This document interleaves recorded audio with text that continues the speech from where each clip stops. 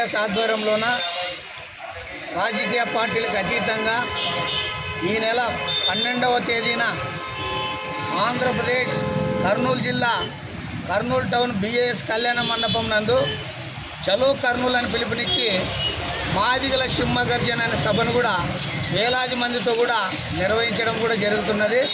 అందుకనే ఆ సభకి రాష్ట్రం నలుమూలల నుంచి కూడా వేలాది మంది దళితులు కూడా వచ్చి ఆ సభను కూడా జయప్రదం చేయాలని కూడా నేడు పిలుపునిస్తున్నాం.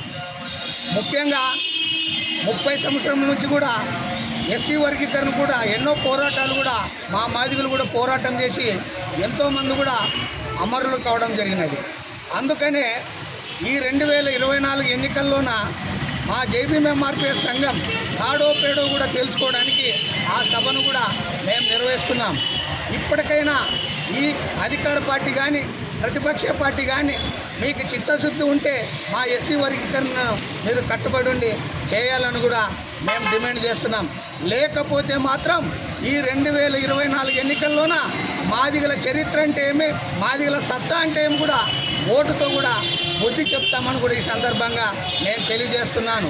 మరి అదేవిధంగా ఇన్ని రోజుల వరకు కూడా మీరు ఓట్లేసే యంత్రాలుగానే చూస్తున్నారు, జెండాలు మోసే పరికరాలుగానే చూస్తున్నారు, కానీ మాదిగ హక్కులను రిజర్వేషన్లు మాత్రం నెరవేర్చలేదు. కాబట్టి తప్పకుండా మేమేంటో రేపు ఏప్రిల్ 12వ తేదీన కూడా మేము చూపిస్తాం మా సత్తాను కూడా ఈ సందర్భంగా తెలియజేస్తూ, నా పేరు చిక్కం జానయ్య మాదిగ, జైబీఎంఆర్పిఎస్ ఆంధ్రప్రదేశ్ రాష్ట్ర వ్యవస్థాపక అధ్యక్షులు.